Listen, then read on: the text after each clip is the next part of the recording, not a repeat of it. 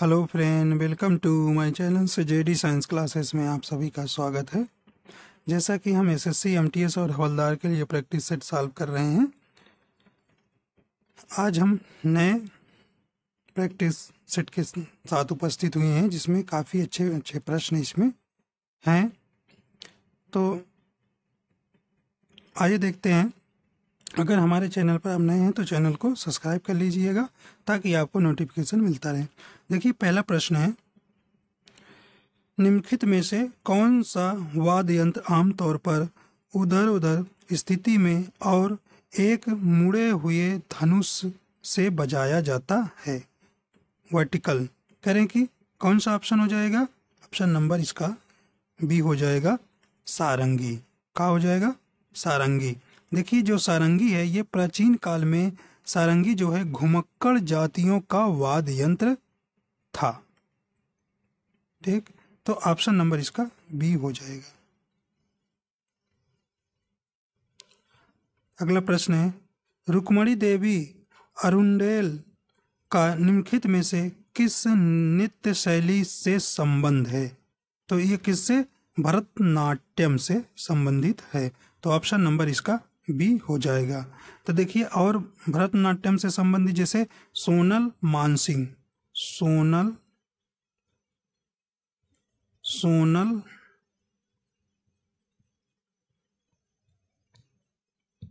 मानसिंह, ये भी संबंधित है भरतनाट्यम से। और देखिए, सारा भाई भी किससे संबंधित है? भरतनाट्यम से। और देखिए, जैसे कथकली से संबंधित व्यक्ति हैं। कथकली से कम संबंधित कौन व्यक्ति हैं? कथकली से कृष्णा नायर हैं, आनंद शिवरामन हैं और संता राव हैं। और कौन है? संता राव। ये किससे संबंधित है? कथकली से। देखिए, कुचिपुड़ी से संबंधित व्यक्ति हैं यामिनी कृष्णामूर्ति, स्वप्न सुंदरी और राजा रेड्डी। और देखिए, कथक से संबंधित जैसे बिरजू महाराज हैं, लच्छू महाराज हैं और शोभना नारायण हैं। तो ये कुछ महत्वपूर्ण व्यक्ति हैं जो इन नृत्य शैलियों से संबंधित है। तो ऑप्शन नंबर इसका कौन हो जाएगा? रुक्मणी देवी किससे संबंधित है? भरतनाट्यम से। अगला प्रश्न है, हाल ही में 7वें भारत जल प्रभाव शिखर सम्मेलन 2022 कहाँ हुआ? तो कहाँ हुआ है? ये नई दिल्ली में हुआ है। कहाँ हुआ है? नई दिल्ली में इसका आयोजन हुआ है। देखिए, 15 से 17 दिसंबर जो है, 15 से 17 दिसंबर के बीच में इसका आयोजन नई दिल्ली में इसका आयोजन किया गया।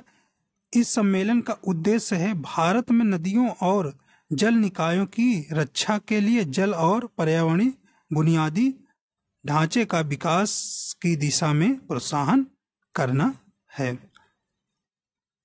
तो ऑप्शन नंबर इसका कौन हो जाएगा? D number. अगला प्रश्न है, करें कि 1979 में द्वितीय पिछड़ा वर्ग आयोग की अध्यक्षता के द्वारा की गई थी। किसके द्वारा?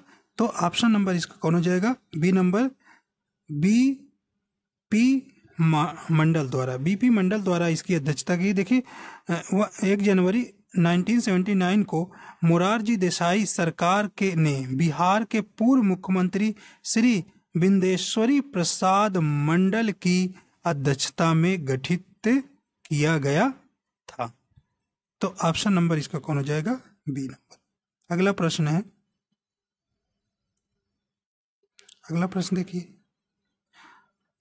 है, केंद्र सरकार द्वारा जारी स्वच्छ वायु सर्वेक्षण रिपोर्ट 2022 में शीर्ष पर कौन सा शहर है? तो कौन सा है? ऑप्शन नंबर सी हो जाएगा, लखनऊ। कौन सा है? लखनऊ। देखिए, जो हाल में केंद्र सरकार ने स्वच्छ वायु सर्वेक्षण 2022 रिपोर्ट जारी किया, जिसमें 10 लाख से अधिक आबादी वाले शहरों में सबसे स्वच्छ वायु वाला शहर कौन घोषित किया गया है? लखनऊ किया गया है।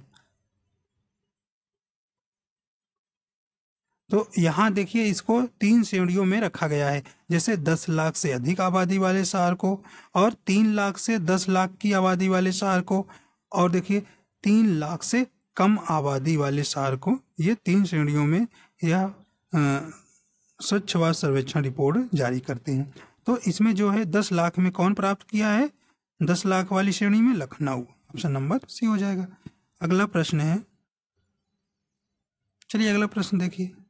कह रहे हैं कि लोहे का वह कौन सा गुण है जिसके कारण गर्म लोहे के टुकड़े को पीट कर चाकू का रूप दिया जाता है?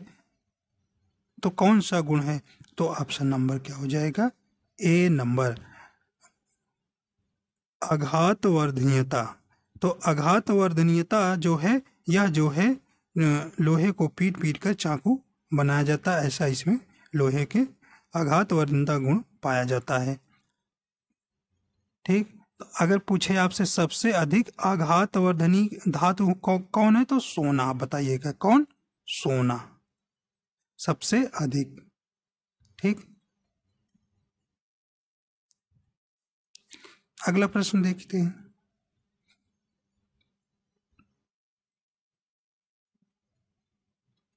अगला है, जलियांवाला बाग हत्याकांड के लिए जिम्मेदार ब्रिटिश अधिकारी माइकल ओ डायर की हत्या निम्नलिखित में से किसने की थी? किसने की थी भाई? तो ये किसने किया था? ऑप्शन नंबर बी हो जाएगा। कौन किए थे? उधम सिंह किए थे। उधम सिंह किए थे।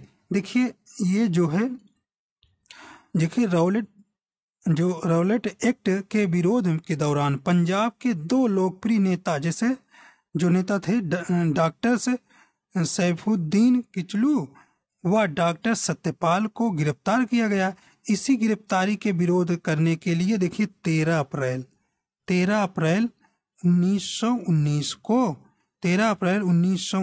को अमृतसर के जलियांवाला बाग कहाँ है? पंजाब में एक जनसभा आयोजित हुई, जिस पर ब्रिगेडियर जनरल से रेगिनाल्ड डायर ने गोली चलवा दी, जिससे सैकड़ों लोग क्या कर गए? मारे गए। जिस कारण से 13 मार्च 1940 को, देखिए 13 मार्च 1940 को सरदार उधम सिंह ने कैक्टन्स हॉल्स लंदन में एक बैठक को संबोधित कर रहे जलियांवाला बाग हत्याकांड के समय पंजाब के गवर्नर जनरल रहे माइकल्स ओ डायर को गोली मारकर क्या कर दी? हत्या कर दी गई थी। ये कब की गई थी? 13 मार्च 1940 को। किसने किया था? उधम सिंह ने। तो ऑप्शन नंबर बी हो जाए। देखिए जलियांवाला बाग कब हुआ था हत्याकांड? 13 अप्रैल 1919 में। ये भी काफी पूछा जाता है, और कहाँ है? पंजाब के अमृतसर शहर में। ठीक है, तो ऑप्शन नंबर इसका बी सही हो जाएगा। अगला प्रश्न है, कहने वाहनों में हेडलाइट के रूप में निम्नलिखित में से किस दर्पण का प्रयोग किया जाता है? किस दर्पण का प्रयोग किया जाता है? तो ऑप्शन नंबर सी हो जाएगा। ऑप्शन नंबर सी हो जाएगा, अवतल दर्पण, कनकेव मिरर। तो इसका प्रयोग किया जाता है। देखिए, और देखिए अवतल दर्पण के कुछ प्रयोग हैं। देखिए ये तो वाहनों के हेडलाइट में प्रयोग किया जाता है। दूसरा है आंख, कान तथा नाक के डॉक्टर के द्वारा उपयोग किया जाता है। दूसरा है सर्च लाइट में उपयोग किया जाता है। और देखिए सोलर कुकर में, देखिए ये भी पूछा जा गया है कई बार प्रश्न की सोलर कुकर में कौन से दर्पण का प्रयोग किया जाता है? तो आप कौन सा बताएंगे? अवतल दर्पण। ठीक, सोलर कुकर किसका प्रयोग किया जाता है? अवतल दर्पण का, कनकेव मिरर का।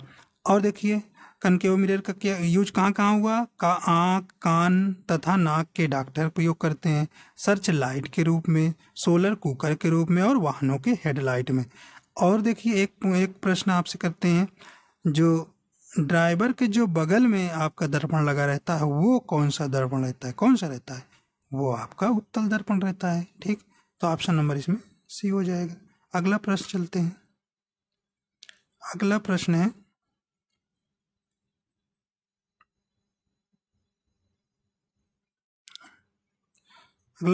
कंचनजंगा बायोस्फीयर रिजर्व निम्नलिखित में से किस राज्य में स्थित है?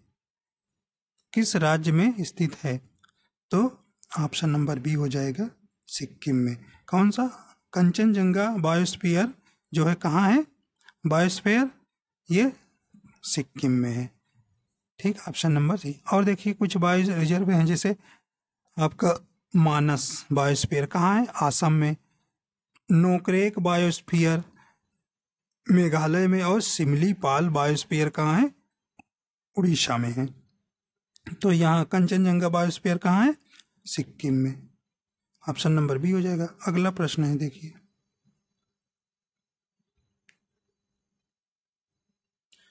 देखिए अगला प्रश्न है,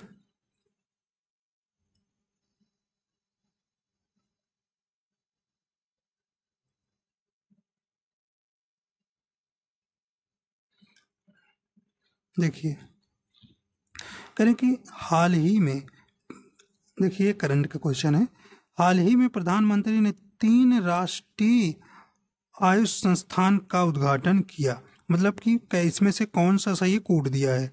पहला था। दूसरा कोड है, इन स्थानों में गोवा, गाजियाबाद और दिल्ली हैं, उपयुक्त में से कौन सा कथन सही है? तो इसमें से आपका सी नंबर ऑप्शन जाएगा। एक व 2 दोनों सही है। तो जो प्रधानमंत्री है 3 राष्ट्रीय आयुष संस्थान का उद्घाटन किया। और दूसरा है कहाँ कहाँ किया है? तो ये गोवा, गाजियाबाद और दिल्ली में किया गया। तो ऑप्शन नंबर सी हो जाएगा। देखिए प्रधानमंत्री ने 11 दिसंबर 2022 को 9वीं विश्व आयुर्वेद कांग्रेस के समापन समारोह में गोवा, गाजियाबाद और दिल्ली में 3 राष्ट्रीय आयुष संस्थान का उद्घाटन किया। ठीक, देखिए इसकी थीम क्या है? एक स्वास्थ्य के लिए आयुर्वेद। क्या थीम है? एक थीम जो है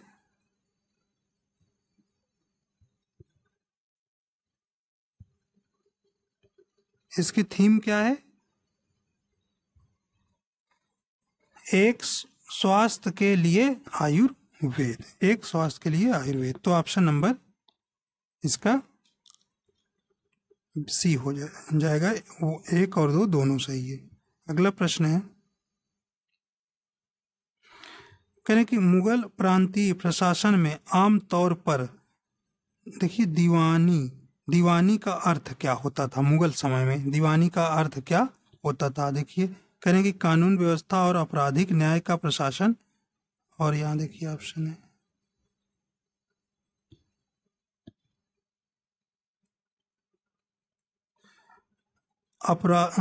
आपराधिक से न्याय शास्त्र और जेल का प्रशासन नहीं। तो ऑप्शन नंबर यहाँ सी हो जाएगा। इसमें राजस्व प्रशासन। क्या हो जाएगा? राजस्व प्रशासन। अगला प्रश्न है,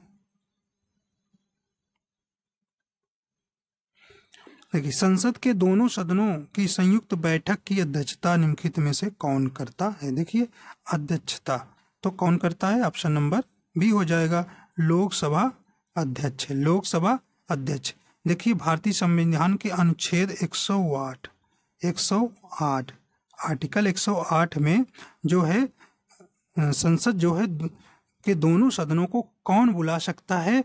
तो आर्टिकल 108 के तहत राष्ट्रपति क्या करता है? इसको संबोधित करता है, इसको बुला सकता है इस 108 के अनुसार। और देखिए अनुच्छेद 108 के अनुसार संयुक्त अधिवेशन की अध्यक्षता लोकसभा अध्यक्ष करेगा। किस आर्टिकल के? 118 के अनुसार संयुक्त अधिवेशन की जो की अध्यक्षता कौन करेगा? लोकसभा के अध्यक्ष द्वारा की जाएगी। तो 108 के अनुसार राष्ट्रपति जो है लोकसभा और राज्यसभा के दोनों सदनों को एक साथ बुलाता है, बैठक करता है। आर्टिकल का कितने? 108 के। और देखिए 118 के अनुसार जो है संयुक्त अधिवेशन की अध्यक्षता लोकसभा अध्यक्ष के द्वारा की जाएगी। तो ऑप्शन नंबर कौन हो जाएगा? बी नंबर, लोकसभा अध्यक्ष। अगला प्रश्न है, कह रहे हैं कि हाल ही में जारी रिपोर्ट के अनुसार प्रति कृषि परिवार औसत मासिक आय में शीर्ष पर कौन सा राज्य है? कौन सा? प्रति कृषि परिवार औसत मासिक आय में शीर्ष पर कौन सा राज्य है? बताइए। तो कौन सा राज्य है? ऑप्शन नंबर ए हो जाएगा मेघालय। कौन सा हो जाएगा? मेघालय। देखिए हाल ही में जारी रिपोर्ट के अनुसार प्रति कृषि परिवार औसत मासिक आय के मामले में पूर्वी राज्य मेघालय देश में शीर्ष स्थान पर है, जबकि दूसरे स्थान पर पंजाब, तीसरे स्थान पर हरियाणा है। तो ऑप्शन नंबर इसका ए हो जाएगा, मेघालय। अगला प्रश्न है,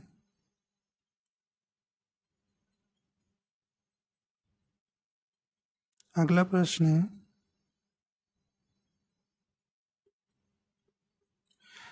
करें कि भारत जो है दुनिया के कुल भौगोलिक क्षेत्रफल का कितना प्रतिशत भाग, मतलब निकटतम पूर्ण संख्या तक पूर्ण, देखिए निकटतम पूछा है तो कितने? 2%। कितना? 2%। अगर पूरा अगर पूछे तो ये भी आप पूरा भी याद रखिए। विश्व का 2.42% जो है विश्व का भारत जो है क्षेत्रफल में स्थान घेरता है।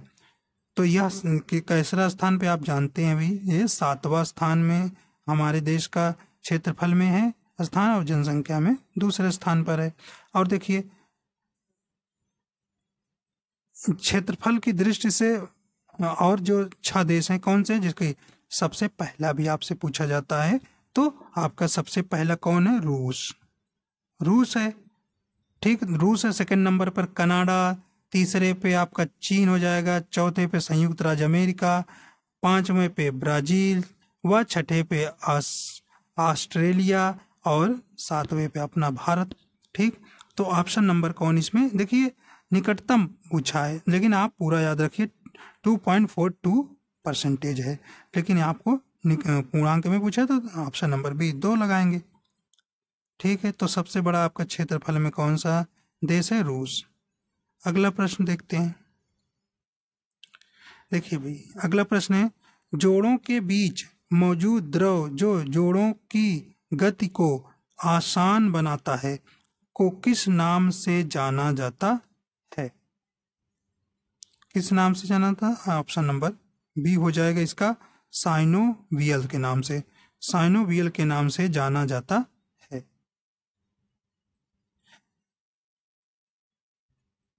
तो शरीर के सभी जोड़ों के बीच मौजूद द्रव जो जोड़ों की गति को आसान बनाता है उसे हम क्या कहते हैं? साइनोवियल से द्रव के नाम से जाना जाता है। ठीक है, अगला प्रश्न देखते हैं। कह रहे हैं कि भारत सरकार ने मौजूदा सामान बिक्री कर को भारतीय कराधान प्रणाली में बदलने के लिए किस वर्ष मूल्य वर्धित कर वैट को अप्रत्यक्ष कर के रूप में लागू किया? तो ये कब किया था? 2005 में। कब किया था? 2005 में। देखिए भारत सरकार ने मौजूदा सामान बिक्री कर को भारतीय कराधान प्रणाली में बदलने के लिए वर्ष 2005 में मूल्य वर्धित कर को अप्रत्यक्ष कर के रूप में लागू किया। देखिए यह सबसे पहले कहाँ लागू हुआ था? हरियाणा में। कहाँ था? हरियाणा में। ठीक, और सबसे अंत में पूछे तो यूपी में। सबसे अंत में पूछे तो यूपी में। ठीक, तो ये 2005 में ऑप्शन नंबर ए हो जाएगा। अगला प्रश्न है, अगला प्रश्न कह रहे हैं कि निम्नलिखित में से कौन सा एक जैन त्योहार है जो श्वेतांबर समुदाय के द्वारा 8 दिनों के लिए मनाया जाता है और दिगंबर समुदाय द्वारा 10 लक्षणा व 10 लक्षण पर्व के रूप में 10 दिनों के लिए मनाया जाता है। तो कौन सा हो जाएगा? ऑप्शन नंबर इसका डी हो जाएगा, पर्युषण पर्व। पर्युषण पर्व जो है यह जो है श्वेतांबर समुदाय के द्वारा 8 दिनों के लिए मनाया जाता है। देखिए पर्युषण जो है पर्व भाद्रपद में मनाया जाने वाला जैन त्योहार है जो श्वेतांबर समुदाय के द्वारा 8 दिनों के लिए मनाया जाता है, जिसे अष्टानिका कहा जाता है। जबकि देखिए दिगंबर समुदाय द्वारा 10 लक्षण पर्व के रूप में 10 दिनों के लिए मनाया जाता है। इस त्योहार की मुख्य बातें जैन धर्म के 5 सिद्धांतों पर आधारित हैं। ठीक, तो ऑप्शन नंबर कौन हो जाएगा इसमें? D number. अगला प्रश्न है,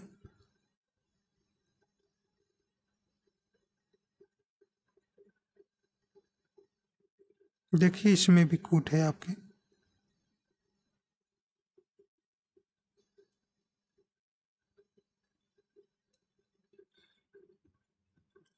देखिए कह रहे हैं कि निम्नलिखित में से विचार करें। देखिए कह रहे हैं कि आम आदमी पार्टी भारत की 9वीं राष्ट्रीय पार्टी है, तो ये आपका सही है।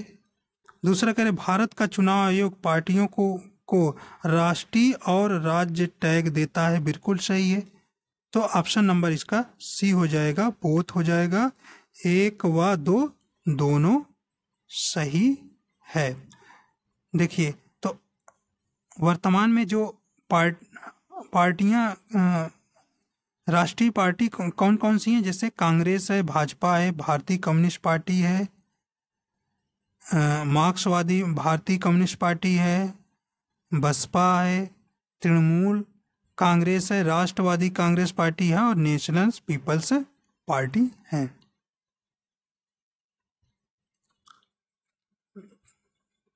अगला प्रश्न है,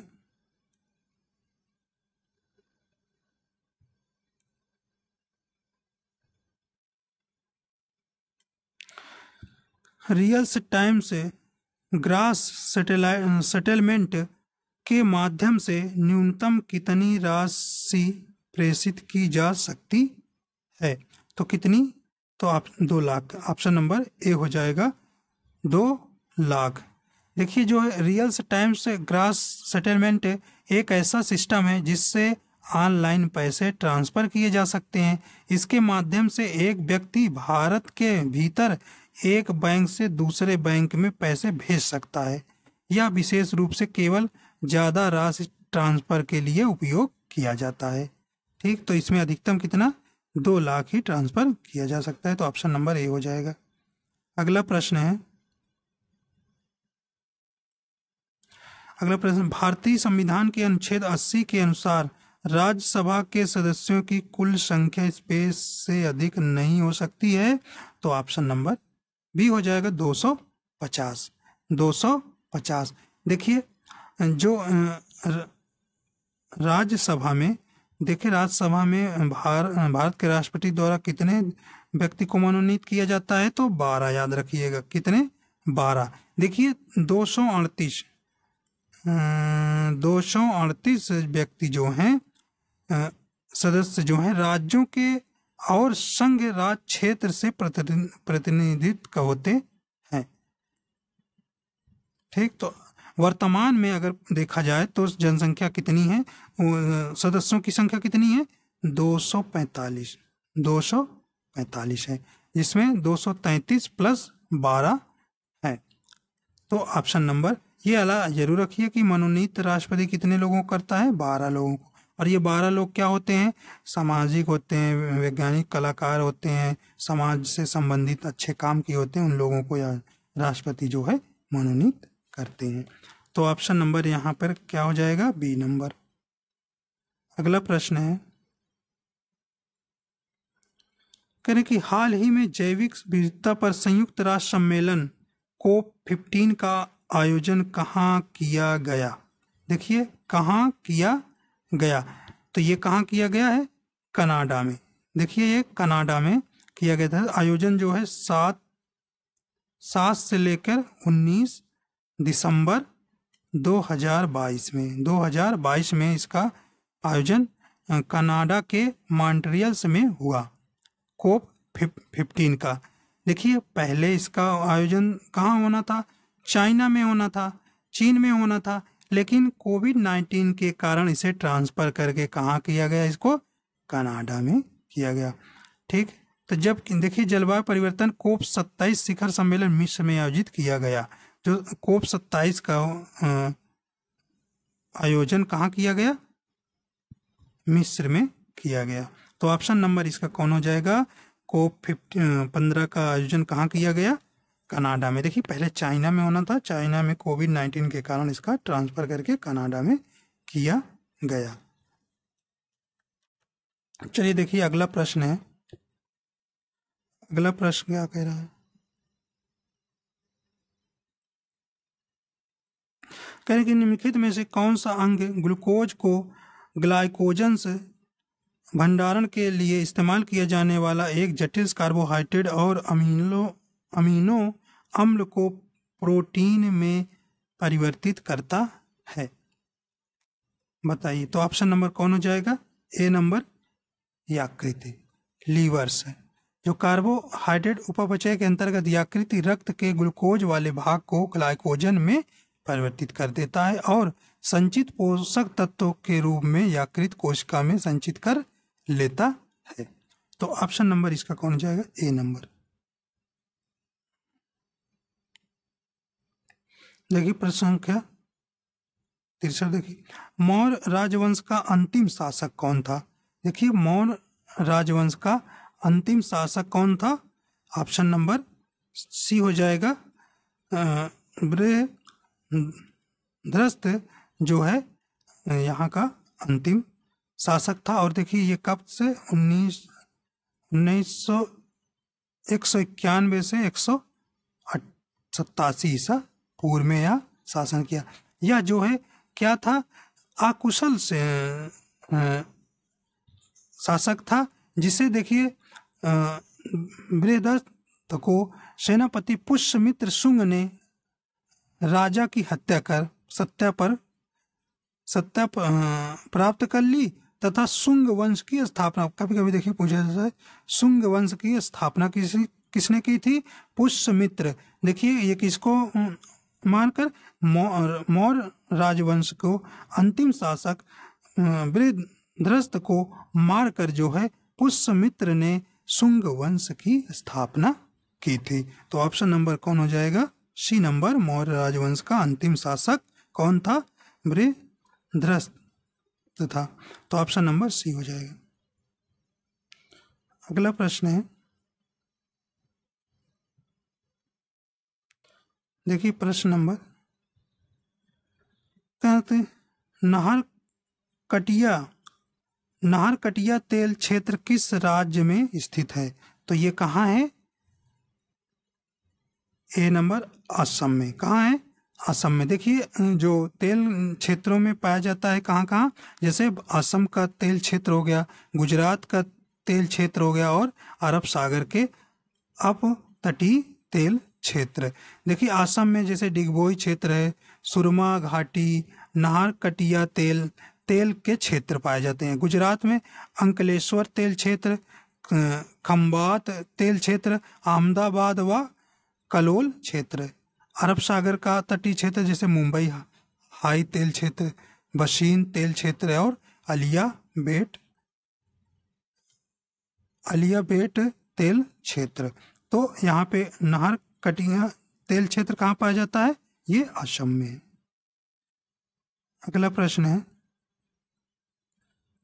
करें कि कार्निया के पीछे पाए जाने वाले ऊतक के रंगीन वलय को किस नाम से जाना जाता है? पुतली के आकार को समायोजित करके आंख में प्रवेश करने वाले प्रकाश की मात्रा नियंत्रित करता है। तो कौन करता है? ऑप्शन नंबर इसका कौन हो जाएगा? D number. कौन सा? आयरिश। कौन सा हो जाएगा? आयरिश। तो ऑप्शन नंबर डी हो जाए। तो कार्निया के पीछे पाए जाने वाले ऊतक के रंगीन वलय को आयरिश के नाम से जाना जाता है। तो ऑप्शन नंबर डी हो जाएगा। तो इस प्रकार 25 प्रश्न हो गए। आशा करता हूँ ये आपको पसंद आया है। अगर पसंद आया है तो चैनल पे हमारे नए हैं तो चैनल को सब्सक्राइब कर लीजिएगा और वीडियो को लाइक एंड शेयर कर दीजिएगा। वीडियो देखने के लिए आपका धन्यवाद।